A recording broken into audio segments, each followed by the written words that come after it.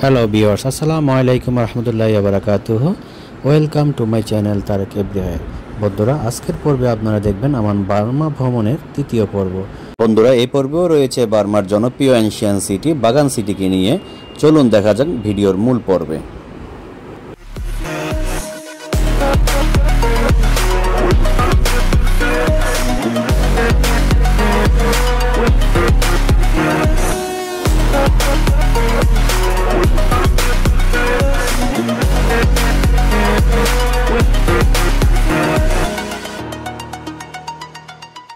সবাইকে আবার স্বাগতম। বন্ধুরা, এই পর্বটি শুরু করছি আমাদের দুপুরের খাবার দিয়ে। আমরা বাগানের একটি অথেন্টিক রেস্টুরেন্টে এসেছি লাঞ্চ করার জন্য। আপনারা যারা আমার আগের দুটি পর্ব ভিডিও দেখেছেন বার্মা ভ্রমণ সংক্রান্ত, তারা আজকের পর্বটি খুব ভালোভাবেই বুঝতে পারবেন। আর যারা দেখেননি তাদেরকে আগের দুটি পর্ব দেখে নেওয়ার অনুরোধ করছি, তাইলে সিকোয়েন্সটি বুঝতে পারবেন আমি কোথা থেকে কোথা ভ্রমণ করছি। বন্ধুরা, আপনারা দেখতে পাচ্ছেন অনেক সুন্দর একটি রেস্টুরেন্টের নামটি হচ্ছে ট্রেজার রেস্টুরেন্ট। খুবই সুন্দর একটি নাম। আমরা এখন সেই রেস্টুরেন্টের ভিতরে ঢুকেছি, আমার বন্ধু এবং আমরা এখন খাওয়ার অর্ডার দিব। খুবই সুন্দর লাগলো পরিবেশটি, ওপেন পরিবেশ। আমি ঘুরে ঘুরে দেখলাম যতগুলি রুম ছিল বা আশেপাশে যে বাগান ছিল সব কিছু।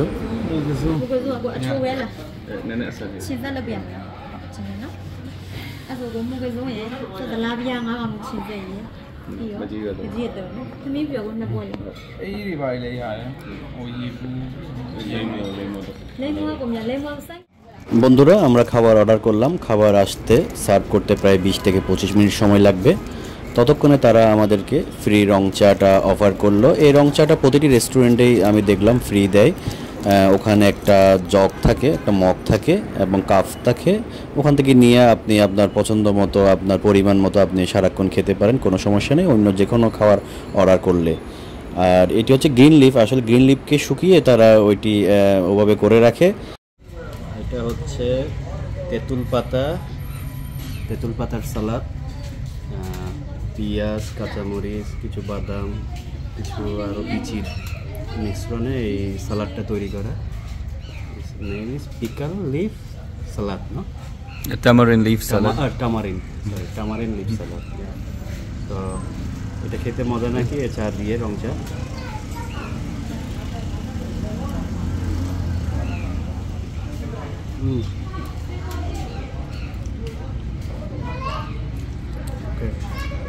Not bad. It's just a salad like that. Yes. And because of tamarind leaf, so some sour is coming.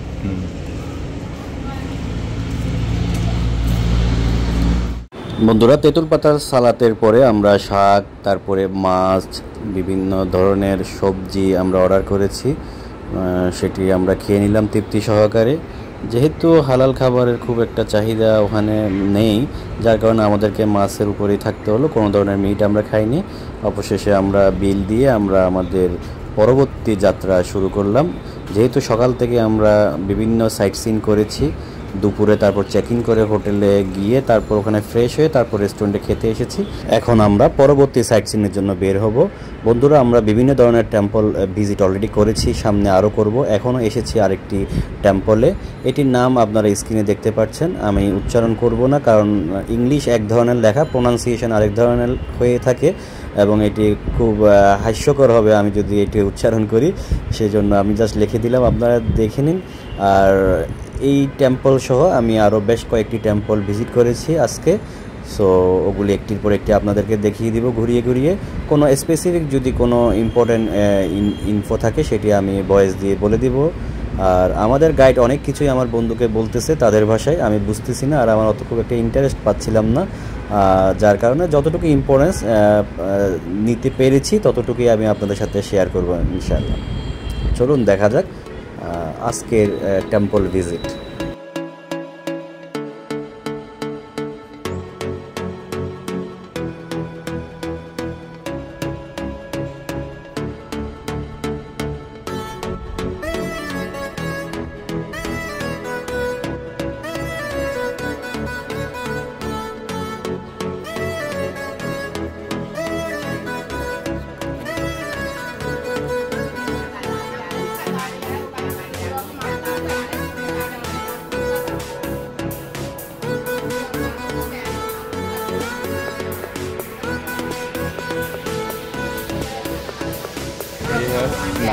nine types of things or 9 types of flowers, and you make one wish and it comes true.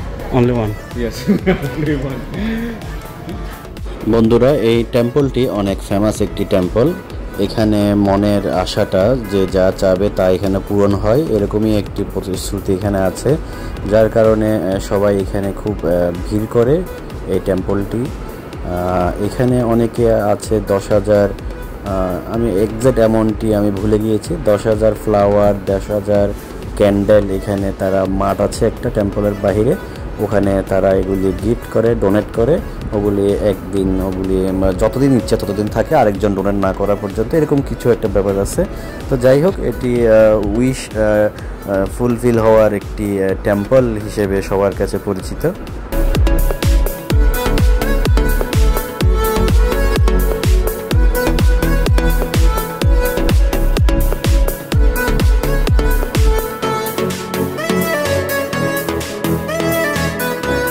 Viewers, আপনারা দেখতে পাচ্ছেন অনেকগুলি candle. এই সেই মাঠটি, এখানের মাঠের মধ্যে যারা ডোনেট করে ক্যান্ডেল, তাদের একসাথে ক্যান্ডেলগুলি এখানে তারা জ্বালিয়ে রাখে, এবং মাঠের আরেক পাশে আছে ফ্লাওয়ার, ওখানে তারা সেই রকম 1,000, আমি একটু আগে 10,000 বলেছিলাম, ওটি ভুল, সেটি হচ্ছে 1,000 ফ্লাওয়ার, 1,000 ক্যান্ডেল তারা ডোনেট করে। এগুলি সব এখানে মাঠে থাকে, অনেক দিন পর্যন্ত থাকে, যতক্ষণ আরেকটি গ্রুপ আবার ডোনেট না করা পর্যন্ত। সো আপনারা সেটিই দেখতে পাচ্ছেন। আমরা এই টেম্পলটি ঘুরে ফিরে দেখার পরে আমরা টেম্পল থেকে বেরিয়ে পড়লাম। টেম্পলের বাহিরেই ছিল একটি মেহেদি আর্ট শপ, যেখানে হাতে মেহেদি দেওয়া হয়। অনেকে এটাকে হেনা নামে পরিচিত। বিদেশে মেহেদি বলে না, তারা হেনা বলে। সো সেই হেনা শপে, মেহেদি শপে আমার বন্ধু নাকি হাতে কখনো মেহেদি দেয়নি, সে খুব ইন্টারেস্টেড মেহেদি দিতে। সো তাকে আমি ওখানে নিয়ে গেলাম, এবং সে একটি মেহেদি চুজ করলো, আর্ট চুজ করলো তাদের ক্যাটালগ দেখে। সবগুলি আর্টগুলি হচ্ছে আসলে মেয়েলি, কিন্তু সে ইন্টারেস্টেড। আমি বললাম যে ওকে, করে নাও, আমি ওয়েট করছি।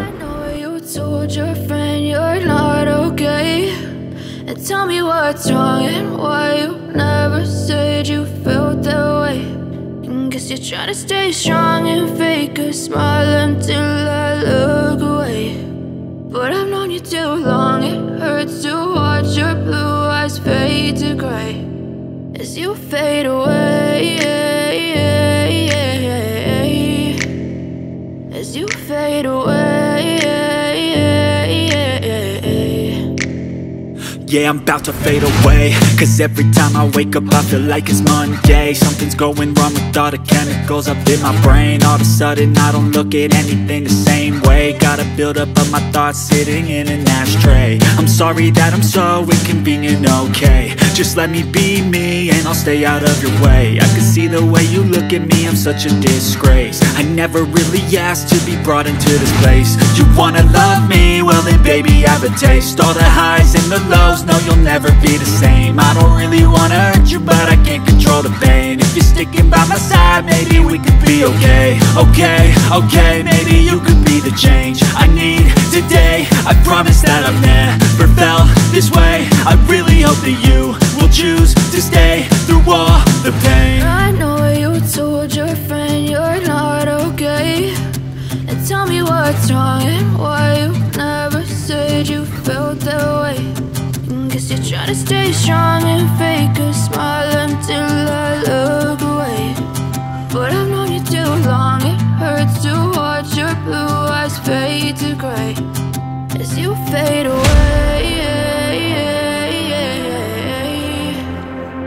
as you fade away.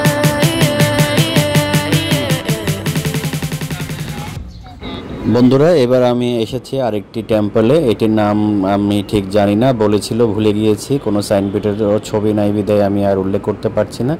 এই টেম্পলটি দ্বিতীয় বিশ্বযুদ্ধের সময় অনেক ক্ষতিগ্রস্ত হয়েছিল, সেটি আমাদের গাইড আমাদেরকে আঙ্গুল দিয়ে দেখিয়ে দিচ্ছিল। আমার বন্ধু আমাকে বুঝিয়ে দিচ্ছে এই জায়গাটি দ্বিতীয় বিশ্বযুদ্ধের সময় আঘাতপ্রাপ্ত হয়েছে, এই টেম্পলের একটি অংশ, এবং বাদবাকি অংশ যতটুকু সুরক্ষিত আছে ওইটাই আমরা ঘুরে দেখছি।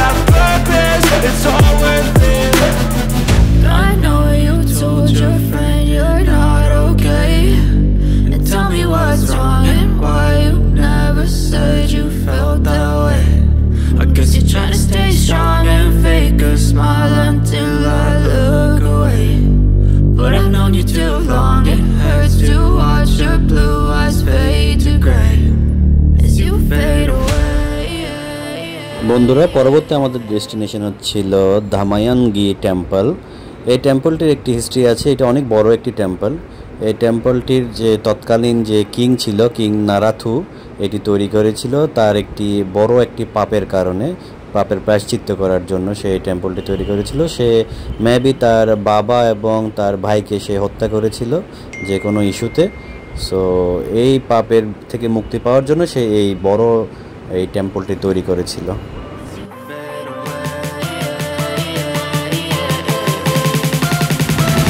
As you fade.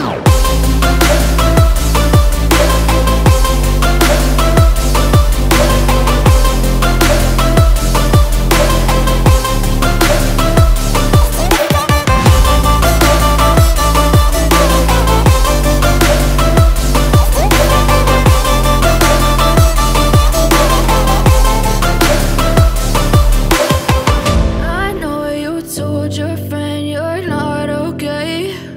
And tell me what's wrong and why you never said you felt that way.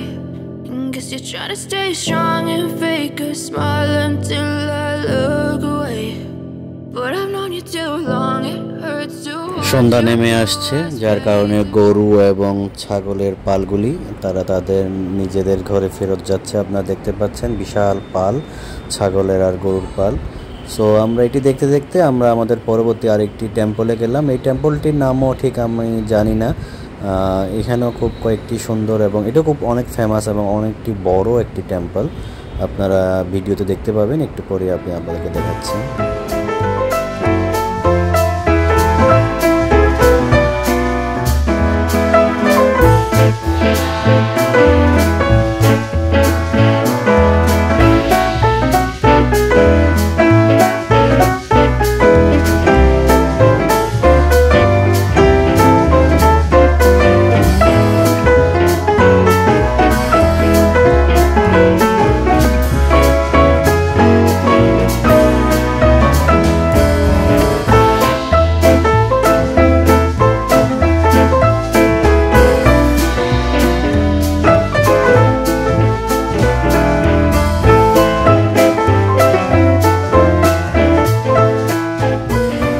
বন্ধুরা এখন আমরা চলে আসলাম সানসেট ভিউ পয়েন্টে। এখান থেকে আমরা সূর্যাস্তটি উপভোগ করব। সারাদিনের অনেক খাটনি হলো, অনেক ঘোরাঘুরি হলো, সারাদিন আমরা একটু বিশ্রাম নিইনি। এখন এখানে একটু বসে বিশ্রাম নিব এবং সূর্যাস্তটি আমরা উপভোগ করব। চলুন দেখা যাক বন্ধুরা।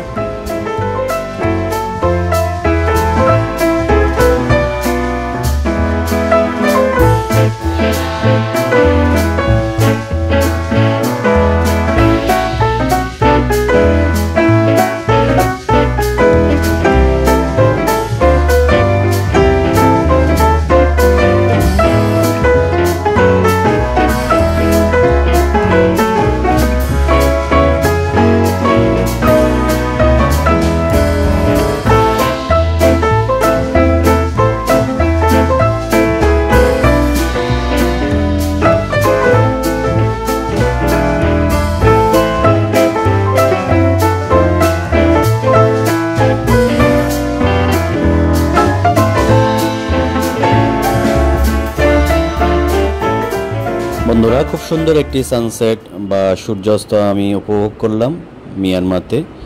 অনেক দেশেই উপভোগ করেছি, অনেক সমুদ্রে গিয়ে সানসেট উপভোগ করেছি। এবার উপভোগ করলাম একটি পাহাড়ি বা একটি এনশিয়ান সিটিতে।